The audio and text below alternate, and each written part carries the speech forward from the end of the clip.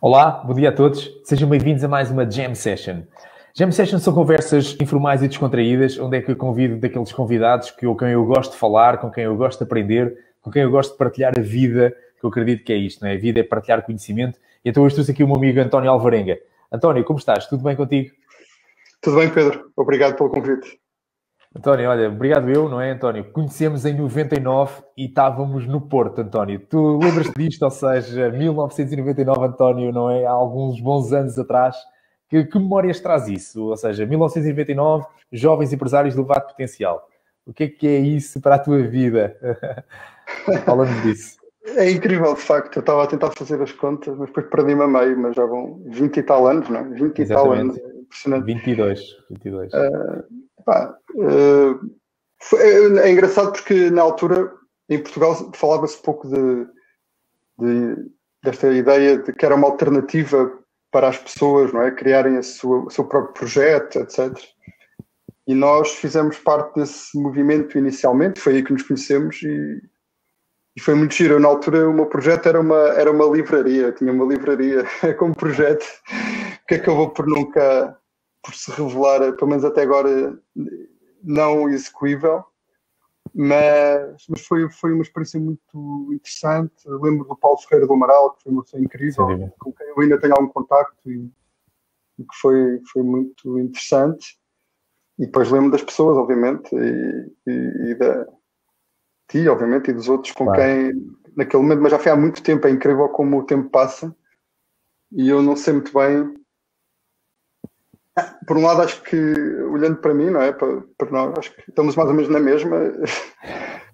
Acho que o nosso percurso, às vezes, é um bocadinho circular, não é? Se calhar em profundidade, mas em vez de achar que vamos numa linha reta, se calhar andamos um bocadinho à volta, mas sem ficar no mesmo sítio, porque ou vamos para cima ou vamos para baixo, não é? No sentido de profundidade, ganhamos outras camadas.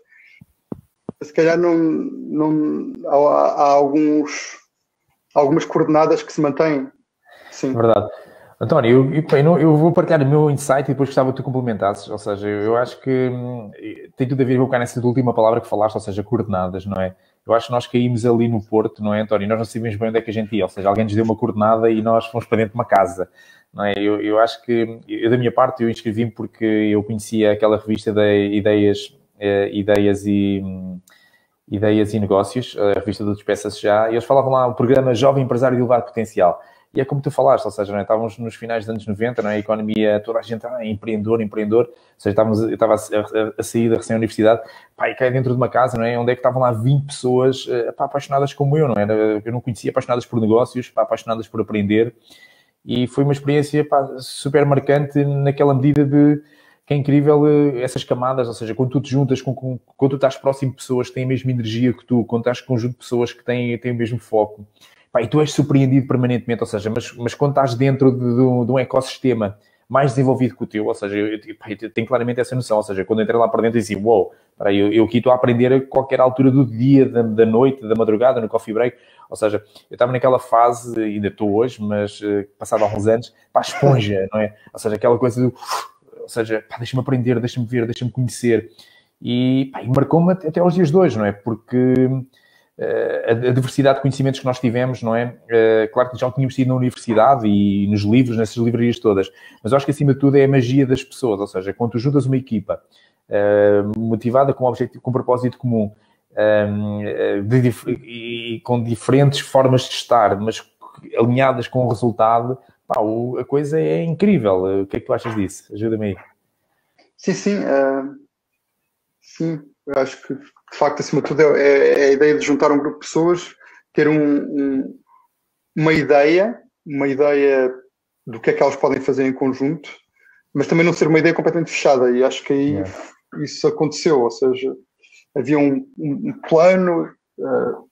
um plano no sentido, havia algumas ideias para o que é que esse conjunto de pessoas podiam ter como objetivo no dia-a-dia, atividades, palestras, viagens, etc.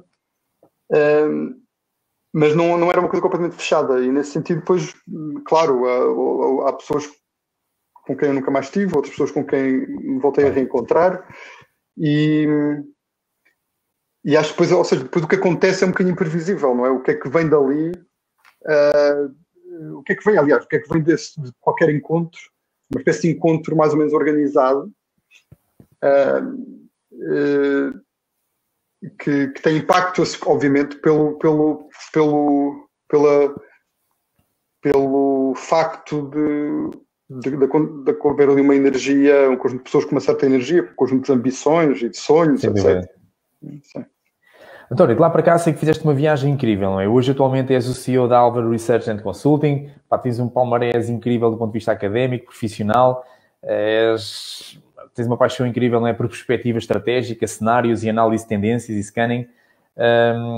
Partilha aí connosco, António, o que é que tu hoje fazes atualmente? Ou seja, de lá para cá, não é? Desde 99, assim, numa viagem flash até 2021, quais é que são assim, os principais momentos da tua vida profissional, do que tu tens divertido a trabalhar e a fazer, que gostarias de partilhar aqui connosco?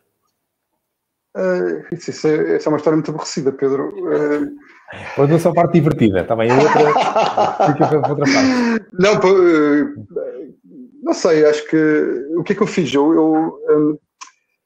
Pronto, na altura comecei a trabalhar no contrário dessa ideia de liberdade, etc., numa grande empresa, na Pepsi Company. Pronto, depois fazia-me alguma... era muito jovem, não é? E depois já na altura achava que aquilo estava tudo muito bem definido. Claro, se calhar agora a empresa foi muito interessante, tratou-me muito bem, etc. Mas achei que apesar de tudo, as grandes multinacionais têm uma espécie de... Pelo menos tinham, agora é diferente, porque as novas gerações também têm outro tipo de exigência, não é? Os millennials e etc. Yeah. Já esperam graus de liberdade diferentes, mas apesar de tudo, mesmo esses graus de liberdade às vezes são muito enquadrados, no sentido em que mesmo a liberdade é organizada. Não é? É um paradoxo. Claro que por um lado é preciso organizar a liberdade, mas ao mesmo tempo matamos-la se organizarmos demasiado. Pronto. E isso, as multinacionais têm esta questão, não é? Como é que elas tentam ao mesmo tempo não controlar tudo. Pronto, eu sentia que era muito jovem e estava ainda a tentar experimentar coisas diferentes, e então depois tive uma bolsa, fui para a Itália, estive a trabalhar em Itália, depois estive a estudar, fiz mestrado em Bruges, na Bélgica, vivi algum tempo na Bélgica, Bruges e Bruxelas, e na altura depois fiz um concurso e estive a trabalhar alguns anos em política pública, já em perspectiva, foresight, etc. E fiz muitas coisas aí, foi muito interessante. E depois houve um momento em que achei que era a altura também de ganhar outra autonomia, etc. E então saí, desenvolvi a minha relação com a academia, que me interessa imenso. Interessa-me imenso ter este triângulo entre a investigação, que faço alguma, formalizada, através de papers, etc., em várias áreas. A academia no sentido aulas, contacto com, principalmente formação para executivos, mas também mais novos, sempre com uma relação... Também me interessa muito porque também me permite manter esse contacto e sistematizar conhecimento, etc. E depois a relação, digamos, com os problemas das organizações em geral, através da consultoria e outras áreas. E esse triângulo dos últimos 20 anos, basicamente é aí pelo meio que eu estou, do ponto de vista metodológico, acima de tudo, sem uma especialização numa área, embora sempre já trabalhei em imensas áreas e setores, e alguns setores que há um bocadinho mais, mas tenho um enorme gosto em mergulhar em novos setores, que têm uma linguagem específica, um contexto específico, desafios específicos, e também de alguma forma especializei-me um bocadinho nisso, nessa capacidade de entrar num setor e trabalhar com as pessoas do setor e explorar o futuro, que é o que eu faço, não é? Explorar o futuro, embora sempre consciente que para isso ter que a única coisa que estamos a falar é do presente e do conjunto das decisões que tomamos nesse momento muito fino, que é o momento presente. Sem dúvida. António, e pegando nisso, estas duas palavras, ou seja, explorar o futuro, não é? Mediante as decisões que nós tomamos no presente, pá, e atendendo a tudo isto que nós estamos a viver, não é? Esta nova realidade desde o ano passado, não é? Desde março. Acredito que tu, antes disso, já tinhas vindo, não é? Que, ao longo das investigações e de trabalhos que vindo a desenvolver, sempre esta perspectiva da perspectiva estratégica, dos cenários e desta análise. António, o que é que tu consideras para ti que é mais desafiante neste momento? Ou seja, finalizamos o primeiro semestre, estamos a meio do ano de 2021. Na tua opinião, não é, como especialista nesta área de perspectiva estratégica, cenários e análise de tendências, o que é que tu consideras, como é que tu avalias o momento atual que estamos a viver? Pois, é assim, nós temos sempre a noção que as várias gerações acham sempre que o seu momento é especial. Aliás, nós achamos sempre que somos especiais, o que é um viés cognitivo, não é? Aquela ideia, se perguntar às pessoas se elas acham que conduzem acima da média, a grande maioria das pessoas acha que conduz acima da média, o que é uma impossibilidade. E isso também acontece com as gerações. As gerações acham sempre que estão a passar por um momento único da história. E nem sempre é verdade, mas isso só sabemos a posteriori. Ou seja, em média, não é? Mas, consciente desse viés cognitivo, de acharmos que somos especiais, quer individualmente, quer como coletivamente, quer dizer, e olhando até para os vários, digamos, os 20 e tal anos que eu tenho de trabalho, etc., eu acho que este momento é um momento mais crítico. Um momento crítico, os momentos críticos não significa que sejam maus nem bons, significam que têm mais futuros em aberto, maior incerteza. Se vimos a incerteza como uma coisa má, então até é um momento mais difícil. Mas eu não acho isso. Eu lembro-me de viver num mundo de baixa incerteza. Por exemplo, na Guerra Fria, a Guerra Fria era um sistema relativamente estável, com baixa incerteza. Dois grandes blocos, dois modelos diferentes, fortes e fracos, dominantes e dominados. Não quer dizer que fosse um sistema bom para quem o habitava, de alguma forma. Por isso a estabilidade em si não é necessariamente... aliás, Portugal também viveu muitos anos com um sistema relativamente estável, não é? Uma ditadura relativamente estável, e no entanto tinha imensos problemas e era terrível em múltiplos aspectos. A pobreza pode ser um sistema estável, não é? E nesse sentido, o facto de estarmos num momento de transformação e de muitos futuros possíveis, com muitos futuros em aberto, por um lado, e se tirarmos a ideia de que a incerteza é necessariamente é má, embora seja desafiante, não significa apenas que estamos num momento de transformação com maior responsabilidade. Isso acho que sim, maior responsabilidade individual, maior responsabilidade coletiva. Porquê? Primeiro, porque o mundo em que nós crescemos, a nossa geração, Pedro, era um mundo da globalização, um mundo em que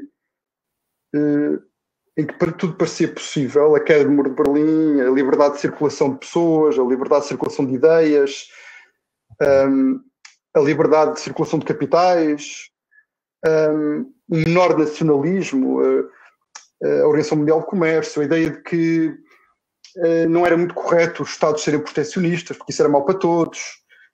Também não era muito correto os Estados apoiarem diretamente as suas indústrias, porque se todos fizessem isso, todos perdíamos. Essa ideia de um menor nacionalismo, de um não capitalismo de Estado, não é? Essa ideia da globalização, o mundo flat, que se falava na altura, o famoso, o final dos anos 90, depois também com as .com, a internet parecia que era ainda uma exponenciação dessa ideia de liberdade, não é? De liberdade económica, de liberdade de movimentos, de liberdade de investimento, em que nós crescemos e fomos formados, etc. Esse mundo está claramente a ser questionado, não é? E está claramente em causa, por muitas razões. A maior delas, na minha opinião, é o sucesso chinês, não é? No fundo, a China está a dizer, meus amigos, isso é muito instável, causa muitos problemas, essa liberdade causa muitos problemas, e eu tenho um sistema que funciona melhor, dizem eles, não é? E vejam como eu tiro as pessoas, eu consigo criar uma classe média de milhões e consigo fazer isso rapidamente, com enorme estabilidade, e sou altamente eficiente nos meus objetivos. Por isso acho que, por um lado, há esse grande surpreendente, de alguma forma. Só não é mais surpreendente porque é devagarinho, percebes, Pedro? Porque isso é outro problema. Ou seja, nós achamos que temos muito mais a sensação de surpresa quando ela é tipo Covid. De um dia para o outro há Covid, de um mês para o outro. Aí percebemos a diferença. Quando são processos mais lentos, como este que eu estou a dizer, que é o questionar da globalização, vamos habituando devagarinho, como o sapo dentro da água quente, que se vai aumentando, vamos habituando devagarinho e não saltamos. E de repente estamos num mundo completamente diferente. E acho que esse é um grande desafio. Outro desafio também relativamente lento, mas ao mesmo tempo muito rápido, é o das alterações climáticas, a sustentabilidade, etc., que é incrível, não é? Algo que falava-se um bocadinho da camada de ozono e tal, nos anos 90, e de repente é transversal, não é? Para todas as políticas, a todas as ações, a todas as estratégias, a questão da sustentabilidade, não apenas como, não como uma buzzword, mas como algo intrínseco à tomada de decisão e à definição de prioridades. É uma grande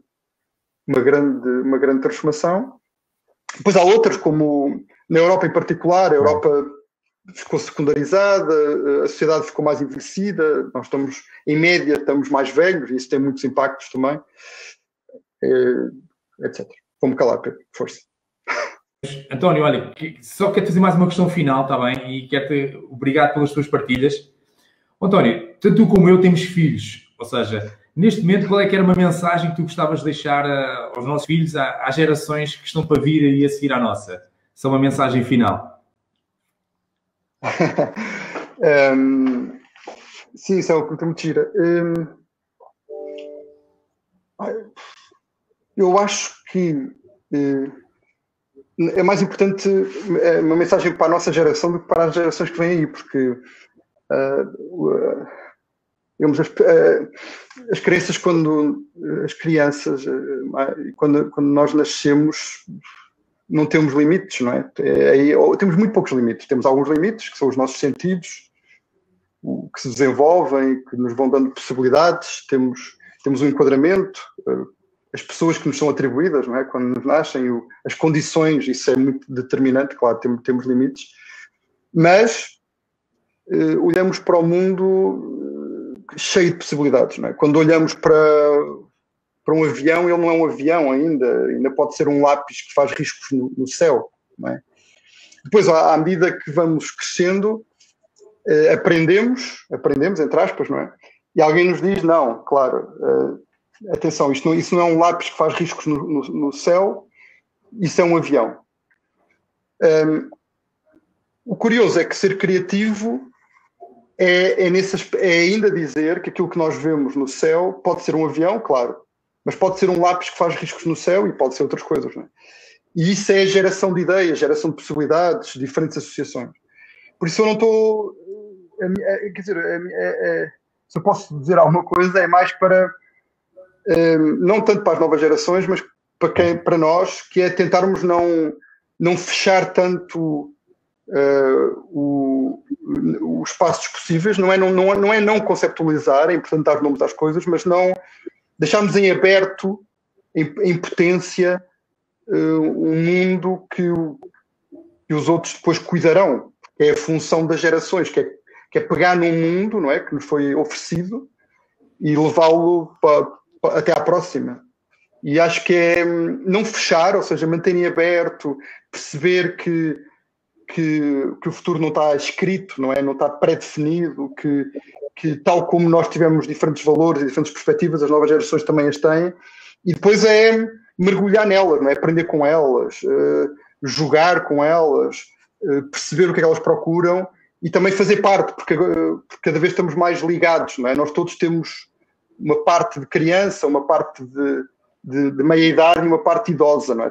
Todos temos essas camadas e, de alguma forma, temos características dessas camadas. E por isso podemos também, sem dúvida, continuar a ser criança e a mergulhar, e adolescente, e mergulhar nessas práticas, nessas novas atividades. E acho que, eu sei que não é um conselho para as novas gerações, mas eu acho que é um conselho para a nossa geração. Sem dúvida. António, olha, quero-te agradecer muito o teu tempo. Peço desculpa deste problema de internet que tivemos aqui e obrigado e pela tua persistência, que ficaste aí a aguentar um bocadinho estes minutos aqui, este delay. Está bem? E olha, e esta mensagem final que deixaste, pá, gratidão, não é, António? Nós continuamos a ser crianças, continuamos a ser adolescentes, não é? Continuamos a sermos adultos, não é? Continuamos a ser séniores experientes, que não é? Destas diferentes camadas que todos nós temos, sem dúvida. E eu gostei muito dessa tua conclusão, não é? Quando eu digo, António, dá uma mensagem para os nossos filhos, e diz, não, Pedro, a mensagem pode ser para nós próprios, não é? Porque somos nós que vamos ter de continuar, não é? A entregar este mundo melhor, não é? Que nos foi dado, não é, António? E fantástico. Olha, muito obrigado pelas tuas partilhas, António, e pela forma descontraída com que falas e apaixonada com que falas dos teus temas. É sempre interessante ouvir-te. E a facilidade com que tu cruzas conhecimentos. É incrível. Tu falas de uma forma tão apaixonada e explicas as coisas de uma forma tão simples, mas que fazem todo o sentido. Quero dizer, obrigado, Alvarenga. Obrigado por estes momentos passados aqui juntos e a continuação dos maiores sucessos para ti, pessoais e profissionais. Obrigado, Pedro. Obrigado. Um abraço. Obrigado. Tchau, António. Obrigado. Bom dia. Tchau. Obrigado a todos e obrigado pela vossa companhia. Obrigado. Opa. António.